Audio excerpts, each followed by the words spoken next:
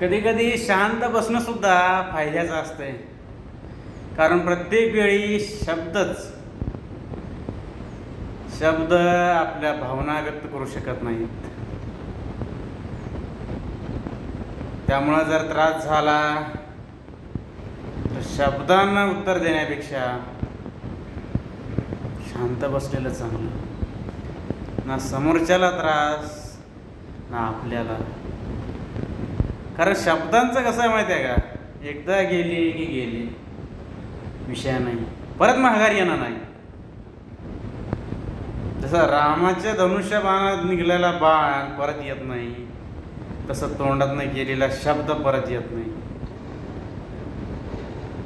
भले 2 कानफाडात मारा, विसरून जाऊ, पण बोललेले शब्द मात्र कायम इथं राहतात.